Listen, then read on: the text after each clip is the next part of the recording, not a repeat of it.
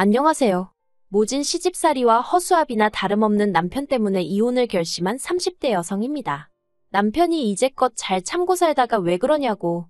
나중에 시부모님 돌아가시고 나면 그 재산 다 우리 건데 아깝지 않냐는데. 이렇게 살다간 시부모님 돌아가시기 전에 내가 먼저 죽게 생겼다 했습니다. 그리고 그 재산, 맨날 입으로만 땅이 얼마고 아파트가 얼마고. 솔직히 믿음도 안 가요. 그렇게 팔기만 하면 다 돈인데 어째서 매번 아들 며느리 주머니 털어갈궁리만 하시는 건지. 아무튼 그동안의 세월을 모두 쓰자면 너무 길어질 것 같지만 그래도 한번 적어보겠습니다. 이래야 제 속에 쌓인 울분이 좀 풀리지 않을까 싶거든요. 남편과는 대학교 CC였어요. 남편은 저보다 3살 연상으로 졸업을 앞두고 있었죠. 저희는 누가 먼저랄 것 없이 서로한테 끌렸고 그렇게 연인 사이가 되었습니다. 그런데 부끄러운 이야기지만 조심한다고 조심했음에도 불구하고 제가 임신을 했더라고요. 너무 당황스러웠죠.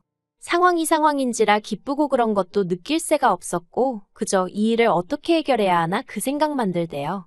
낳아서 키운다는 건 가당치도 않다고 생각했으니까요. 그렇게 이틀을 꼬박 밤을 샜고 어쨌든 남편에게 말은 해야겠다 싶어서 남편을 만났습니다. 그런데 왜인지 만나자마자 감정이 주체가 안 되더라고요.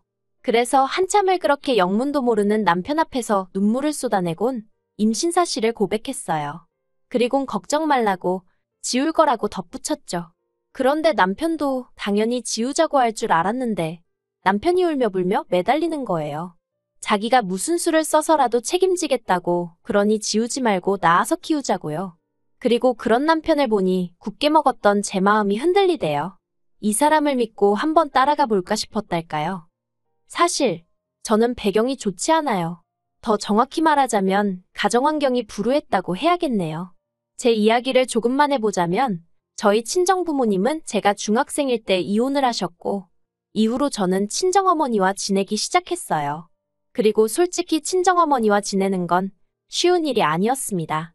평생을 전업주부로 사시던 어머니셨으니 갑자기 당신이 나가서 돈을 벌어야 한다는 사실 자체를 받아들이기 힘들어 하시는 눈치셨죠. 당신 딴에는 어떻게든 살아보시려고 이일저일 해보시는 듯 했는데 왜인지 오래 버티질 못하셨고요. 아무튼 상황이 그렇다 보니 제 스스로가 어머니께 큰 짐덩어리처럼 느껴지대요. 그러다 제가 고등학교에 들어가던 해 친정어머니가 재혼을 하셨습니다. 제 또래의 딸을 둔 남자분이셨는데 어머니가 많이 의지를 하시는 눈치였어요. 하지만 그것보다 더 저를 괴롭게 한 건 그분 딸이 몸이 많이 아팠거든요. 남의 도움 없이는 거동도 불편해했고요. 그런데 그 딸의 수족 노릇을 제가 해줬음하더라는 거예요. 저희 어머니가 그러더라고요. 제가 그 딸한테 잘해주면 그분한테 당신 체면이 설 것 같다나. 그런데 저는 그런 어머니에게 솔직히 너무 실망을 했습니다. 이혼할 때도 그렇고 재혼할 때도 그렇고 지금도 그렇고 엄마한테 내 입장이란 건 아무 상관이 없구나. 그런 생각이 들었으니까요. 그래서 그 길로 아버지한테 전화를 했어요. 그리고는 그간 어머니와 있었던 일과 어머니의 재혼 소식도 알렸고 아버지한테 저 좀 걷어주시면 안 되냐 물었죠. 그랬더니 아버지도 조금 당황하신 듯 했어요. 단박에 그래 와라 소리가 나오진 않았거든요. 하지만 잠깐의 정막이 흐르고 아버지가 주소를 불러주시며 오라고 하시대요. 그런데 덧붙이시길 아버지는 재혼을 하신 건 아니지만 같이 사는 여자가 있다며 저더러 잘 지낼 수 있겠냐입니다. 그래서 제가 그분도 혹시 자식이 있으시냐 물으니 그건 아니라고요. 하지만 아버지와 지내는 일도 결코 편하지 않았습니다. 아버지와 지내던 여자분은 제가 마치 무슨 자기 라이벌이라도 된다고 생각을 한 건지 매사 저에게 날을 세웠어요. 특히나 아버지가 제 대학 등록금을 내주실 때마다 얼마나 싫은 티를 냈는지 몰라요. 그리고 그럴 때면 아버지도 그 여자분 비위를 맞추느라 그러신 건지 저에게 가시돋친 말들을 퍼붓기 일쑤셨죠. 실제로 아버지가 저를 함부로 대하고 막말을 하면 그 여자가 좀 기세가 누그러졌으니까요. 그런데 그런 와중에 지금의 남편을 만나서 연애를 하게 되었고 애까지 가졌으니 어디 상의할 곳도 마땅치 않았고 그래서 그냥 지워야겠다는 결론에 도달했던 거예요. 그런데 남편이 자기만 믿고 따라오라 하니 솔직히 제 인생에서 부모조차 그런 말을 해준 적이 없었으니 그런 남편이 얼마나 고맙고 듬직했는지 몰라요. 아무튼 그래서 남편과 결국 결혼을 약속했는데 제 예상보다 시부모님의 반대는 크지 않았어요. 다만 시댁에서는 저희가 사고 쳐서 하는 결혼이니 한 푼도 못 보태주신다 하대요. 남편은 직장을 구하기 전이었으니 돈이 없었고요. 저도 마찬가지였죠. 그래서 어쩔 수 없이 시댁에 들어가 살기 시작했습니다. 그리고 시댁에 사는 동안 겪었던 크고 작은 서러운 이야기들을 해보자면 정말 석 달하고도 열흘은 밤을 꼬박 새워야 할 거예요. 하지만 당시에는 그마저도 감사하다고 생각했어요. 그래서 시부모님의 말도 안 되는 시집살이도 군소리 없이 참아냈고 남편 밑으로 있는 두 동생의 온갖 유세도 인내하며 받아줬지요. 그리고 다행히 제가 애를 낳고 얼마 안 되어 남편이 취직을 했어요. 그리고 남편이 첫 월급을 타온 날 제가 남편에게 그랬습니다. 죽기 살기로 돈을 모아서 우리 꼭 분가하자고요. 그런데 이 얘기를 방문 밖에서 어머님이 엿들으시고선 완전히 집안을 뒤집어 놓으셨어요. 먹여주고 재워줬더니 돈 좀 번다고 내 뺄궁리를 한다면서. 그리고 저는 그땐 뭐가 그렇게 무서웠는지 그런 어머님께 죄송하다고 잘못했다고 몇 번이나 빌었죠. 그러자 어머님이 남편더러 월급 통장을 내놓으라시대요. 이제부터 당신이 관리를 해줄 거고 생활비는 저더러 탓쓰라면서요. 그리고 전세보증금이 모이면 그때는 당신이 알아서 분가시켜주겠다 하시는데 차마 뭐라고 반박을 못하겠더라고요. 남편도 꿀먹은 모마냥 가만히 있고 그래서 그렇게 월급 통장을 뺏겼습니다. 그런데 그렇게 세월이 지나도 분가의 비읍자도 어머님이 꺼내질 않으시대요. 저는 저대로 모진 시집살이에 독박육아로 우울증까지 겪게 되었는데 말이죠. 사실 그때는 제가 우울증이란 것도 몰랐어요.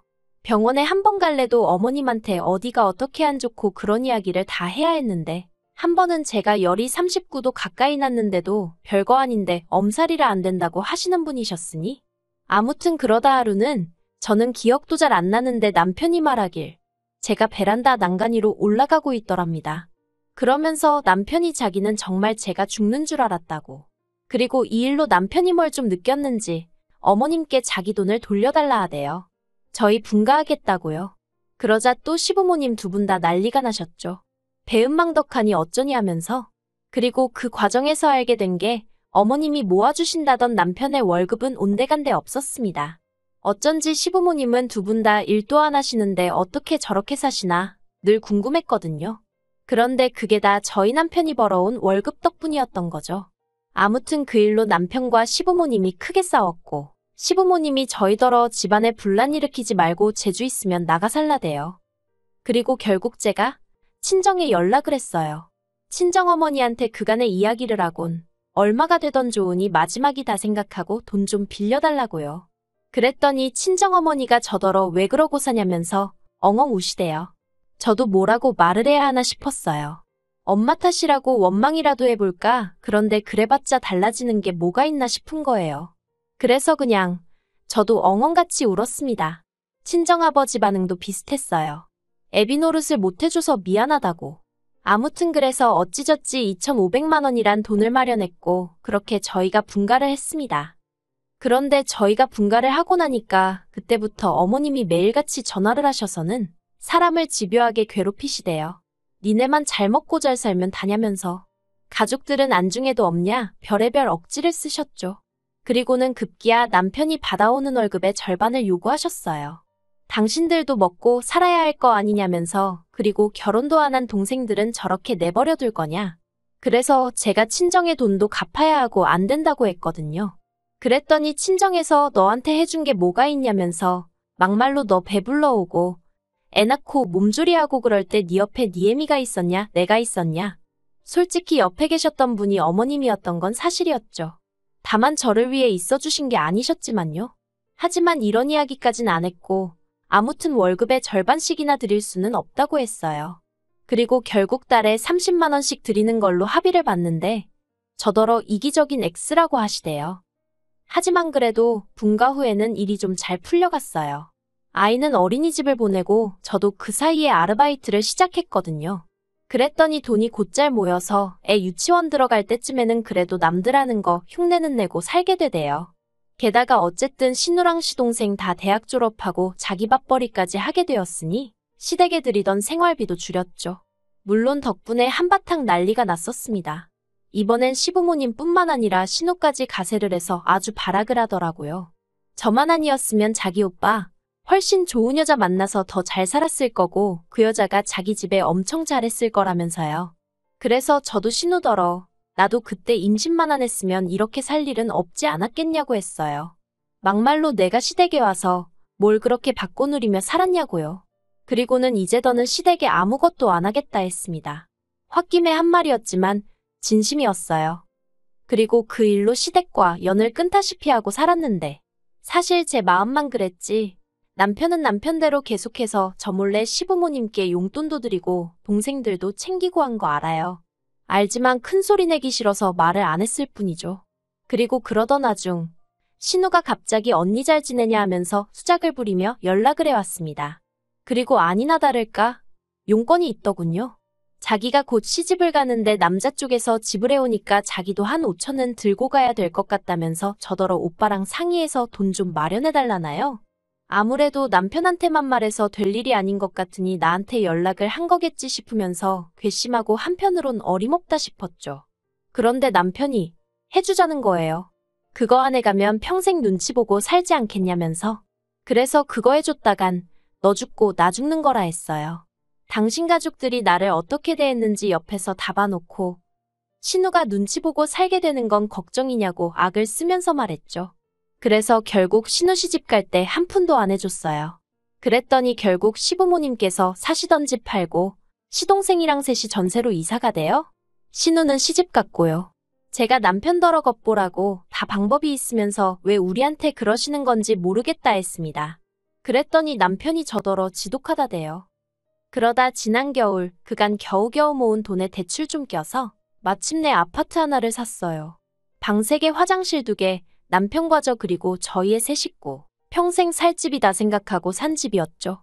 그런데 이 소식을 남편이 시부모님께 전했고 시부모님이 잘 됐다며 전세 계약 끝나는 대로 저희 집으로 들어와야겠다고 부탁도 아니고 통보를 해왔습니다. 제가 남편더러 말도 안 되는 소리 하지 말라고 했어요. 내가 미쳤다고 또 식모살이하게 생겼냐고 죽어도 같이 안 산다고 했죠.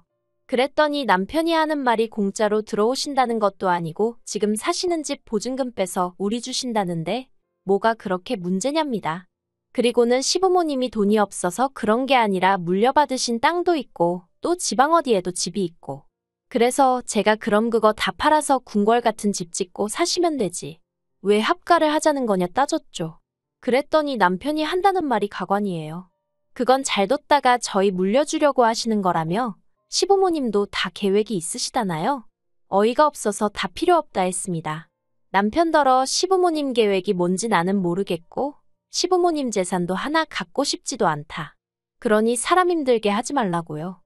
그런데 시부모님이 포기를 안 하시대요. 급기야 연락도 없이 쳐들어오듯 집에 오셔서는 저희 애를 뭐라고 구워 삶으셨는지 애까지 할머니 할아버지랑 같이 살고 싶다 그러는데 그래서 제가 애더러 그러면 오늘 할머니 할아버지 가실 때 따라가라고 했습니다. 그리고는 여행 가방에 애 짐을 싸기 시작했어요. 솔직히 진짜 보낼 생각은 없었고 생쇼나 마찬가지였죠.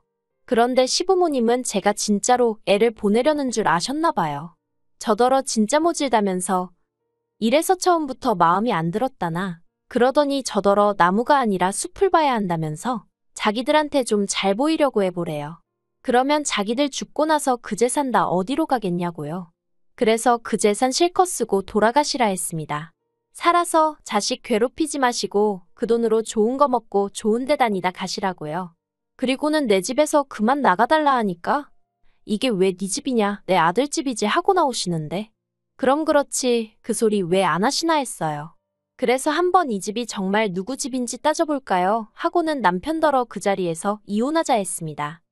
그리고 며칠 뒤 남편하고 밖에서 따로 만나서 대화를 나눴어요. 남편이 합가 얘기는 다신 안 꺼내겠다며 저더러 그만 시위하고 집으로 들어오라대요. 그래서 제가 당신 눈엔 이게 시위하는 걸로 보이냐? 나는 살려고 발악하는 거라고 했더니 남편도 한숨만 내쉬고 더는 뭐라 말을 안 하더군요. 그러더니 이제껏 참고 산 거 정말 아깝지 않냐? 조금만 더 참으면 다 우리 거다. 우리 거면 다 네 거나 마찬가지다. 그래서 저는 그런 남편에게 나 정말 미련이라곤 하나도 없다 했습니다. 그저 한 가지 부탁하고 싶은 건 당신이 조금이라도 나에게 미안한 마음이 있으면 아파트만큼은 제발 포기해달라 했죠. 그랬더니 생각해보겠다고 하대요. 그리고 결국 아파트는 제가 갖게 되었어요. 다만 남편이 애는 자기가 데려가겠다대요. 사실 이렇게 얘기하면 사람들이 저를 어찌 볼지 모르겠지만 아이까지 데려와서 잘 키울 자신이 없었거든요. 이혼하고 돈 없는 엄마랑 같이 사는 게 자식 입장에서 얼마나 눈치가 보이는 일인지 누구보다 제가 잘 아는데 차마 되물림할 수는 없잖아요. 그래서 남편이 애 데려가겠다는데 안 된다고를 못했어요. 오히려 조금은 다행이다 싶었죠. 솔직히 사이다우기 같은 건 없어요. 그저 제 마음이 편해졌다고 해야 할지. 아이랑 자주 연락하고 지내는데 다행히 아이가 저를 원망하는 것 같지도 않고요. 하지만 분명히 상처는 받았을 테니 엄마로서 평생 미안한 마음으로 살아야겠죠. 참 그리고 지금은 직장 생활에 열을 올리는 중입니다.